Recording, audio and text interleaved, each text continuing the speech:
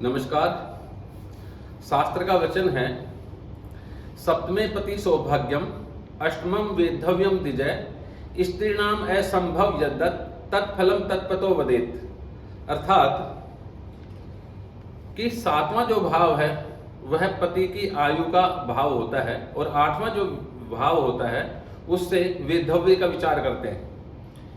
और स्त्रीणाम असंभव यद्दत् तत्फलम ततो वदेत, अर्थात कि स्त्रियों की कुंडली में जो राजयोग आदि बने हुए होते हैं और ऐसे में वह गृहिणी है, कोई कार्य नहीं करती है, तो उसके जो शुभ फल हैं राजयोग आदि, वो सारे के सारे जो फल हैं वो उसके पति के कुंडली के अंदर जो है वो परिलक्षित होकर के और अपना प्रभाव दिखाते हैं। अर्थात पत्नी की कुंडली में जितने भी जो शुभ योग होते हैं या अशुभ योग होते हैं उनका फल कई बार पति को भी भोगना पड़ता है।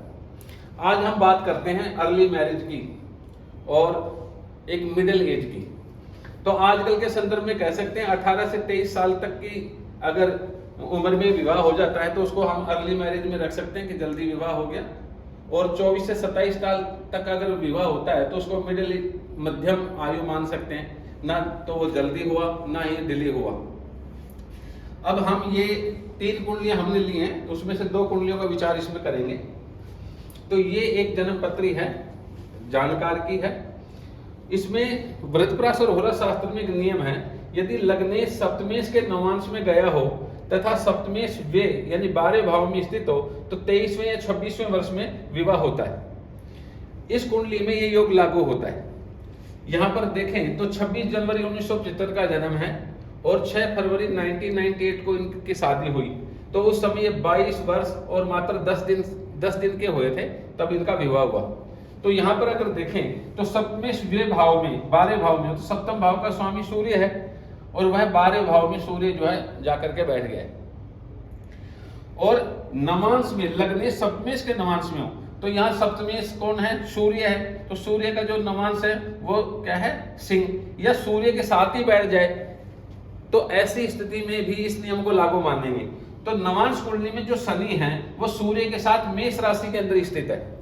तो ये जो योग है वह परिपूर्ण से लागू हो रहा है, जिससे मालूम पड़ता है कि महर्षि पराशर जी ने जो नियम दिए थे उनमें यदा कदा 2 से 3 साल का कभी आगे और पीछे का अंतर देखने को मिलता है, लेकिन ये सारे योग हैं जो कि लागू होते हैं। तो इस प्रकार से हम देख सकते हैं। दूसरा, अर्ली मैरिज के योगों में जिनकी भी शादी होते हैं देखोगे कि अमूमन कोई भी ग्रह आपको अस्त नहीं मिलेगा। अगर कोई भी ग्रह अस्त है और अस्त होने के बाद अगर वक्री हो गया तो अस्त होने का दोष दूर हो जाता है। तो इस कुंडली में भी अगर देखें तो सप्तम भाव पे गुरु, बुध और शुक्र 3 शुभ ग्रहों की दृष्टि है। बल्कि देखो 7वें भाव का स्वामी जो है वो वे भाव में त्रिक भाव में चला गया, फिर भी जल्दी शादी करा रहा है। कारण कि एक तो योग लग रहा है, दूसरा लगन का जो स्वामी है वह 7वें भाव को और दूसरे भाव को भी देख रहा है। लगन का स्वामी भी जिन कुंडलियों में दूसरे और 7वें भाव को देखता हो तो ऐसे में संभावना होती है कि शादी जो है वो ज्यादा डिले नहीं होती, 25-26 साल से पहले हो जाया करती है। तो वह योग भी इस कुंडली में लग रहा है। अब दूसरी जो हमारे पास कुंडली है, इस जातक की जो डेट ऑफ बर्थ है 29 फरवरी 2000 है। इसका विवाह अभी इसी साल 24 जनवरी 2025 को हुआ, तब ये 24 वर्ष 10 महीने और 25 दिन का हुआ है। मोटे तौर पे कहें तो 25 साल कंप्लीट होने वाले थे, उसी समय इसका विवाह हुआ। तो यहाँ पर भी एक योग है, सप्तम भाव में सूर्य हो तथा सप्तमें शुक्र के साथ हो तो शास्त्र कहता है 7वें या 11वें वर्ष में विवाह होता है। तो अब तो ये नियम जो थे उस समय के लिखे हुए हैं। हम जानते हैं कि अब भारतीय कानून है कि 18 और 21 वर्ष से पूर्व तो किसी की शादी की नहीं जा सकती। तो ऐसे में अगर 21 वर्ष मान लें तो उसके अंदर अगर हम 2-3 साल का अंतर जोड़ दें तो हमारी जो है ये नियम जो है वो लागू होता है। यहाँ पर भी एक अच्छी बात क्या है, और ये जो क्योंकि अगर 21 साल में 2 साल माने तो 23वें वर्ष में विवाह होना चाहिए, हो रहा है 24वें 25 वर्ष में, क्योंकि 7वां भाव जो है वो पाप ग्रहों के मध्य में है और शुक्र भी त्रिक भाव में राहु केतु के अक्ष में है। तो ऐसी स्थितियां होने पर जो योग लागू होते हैं उनमें भी हमें थोड़ा सा देखना चाहिए कि कहीं कोई जो कारक ग्रह है 7वां भाव है या सेकंड हाउस है वो कहीं पीड़ित तो नहीं है। अगर ऐसा होगा तो 1-2 साल का आप है ना जो आगे पीछे कर सकते हैं। ऐसा करने से उस नियम के हिसाब से हम जो है आकलन करने में सक्षम हो सकते हैं। तो यहाँ पर भी देखें तो लगन का जो स्वामी है वो सप्तम भाव में बैठ गया। यहाँ पर भी जो लगन का स्वामी था वो सप्तम भाव को देख रहा है और द्वितीय भाव को भी देख रहा है। यहाँ लगन का स्वामी सप्तम भाव में और द्वितीय बुध के साथ में ही बैठा हुआ है। तो यहाँ पर भी विवाह समय से होने की संभावना प्रकट होती है। बल्कि यहाँ भी सप्तमेश जो है वो नीच राशि का है, लेकिन यह नियम था सप्तम भाव में सूर्य, सप्तम भाव में सूर्य तथा सप्तमेश शुक्र के साथ हो। तो सप्तमेश है शनि, और वह शनि के साथ शुक्र नहीं है, लेकिन शनि का और शुक्र का एकांतर दृष्टि संबंध है। ज्योतिष शास्त्र में 4 प्रकार के संबंध हैं, उनमें से एकांतर दृष्टि संबंध बहुत सारे लोगों को समझ में भी नहीं आता। उसमें नियम यह है कि जो भी ग्रह दृष्टा हो या दृष्ट हो, उनमें से किसी एक का दूसरे की राशि में बैठना जरूरी है। तो शुक्र यहाँ शनि की राशि में बैठ के, शुक्र जो है वो शनि को नहीं देखता, क्योंकि शुक्र के पास तो 7वीं दृष्टि है, लेकिन शुक्र शनि की राशि में बैठ के शनि से 10वीं दृष्टि से 7, 8, 9, 10 दृष्ट होने से संबंध बना रहा है। तो यहाँ साथ होना या दृष्टि होना 4 प्रकार के संबंधों को समानांतर रखते हैं हम, तो उस हिसाब से ये नियम भी इसमें लागू होता है।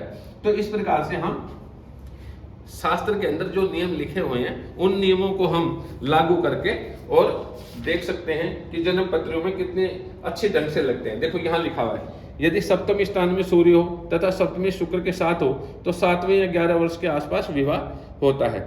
और इसी प्रकार से जो दूसरा नियम था, लग्नेश यदि सप्तमेश के नवांश में हो एवं सप्तमेश व्यय भाव में गया हो तो 23वें या 26वें वर्ष में विवाह होता है। वृद्धपराशर होरा शास्त्र जो है उसका 7वां भाव सप्तम भाव फलाध्याय के बारे में पेज नंबर 156 पे ये बात कही गई। तो हमारा मानना यह है कि ज्योतिष शास्त्र के मानक ग्रंथों में जो नियम लिखे गए हैं वो यथावत लागू होते हैं। थोड़ा सा ध्यान देना होगा, क्योंकि आज से 50 साल पहले भी अगर जाएं तो 20-22 वर्ष से पहले शादियां हो जाया करती थी। अब वो समय नहीं है, बच्चे बहुत ज़्यादा पढ़ने लग गए हैं, अपने कैरियर का ज़्यादा ध्यान रखते हैं, पहले जो है अपने पैरों पे खड़ा होना चाहते हैं, तो जिम्मेदारी अपने ऊपर लेना चाहते हैं, उसके बाद शादी करना चाहते हैं। तो ऐसी जो मानसिकता है इन्होंने भी कहीं ना कहीं थोड़ा सा इन योगों को 2 से 4 साल आगे पीछे कर दिया है। तो इन बातों का हमें ध्यान रखना पड़ेगा। इसी को ज्योतिष शास्त्र में देश काल और पात्र की बात कही। तो शास्त्र के जो नियम है वो परिपूर्ण से लागू होते हैं। थोड़ा सा हमें अनुभव के साथ में, थोड़ा सा ग्रहों की स्थिति के आधार पे कि कहीं पाप प्रभाव आदि में तो नहीं है, उसके कारण से 1-2 साल हम अगर आगे पीछे कर लेते हैं तो हमारे जो नियम है वो संपूर्ण रूप से लागू होते दिखलाई देते हैं। धन्यवाद।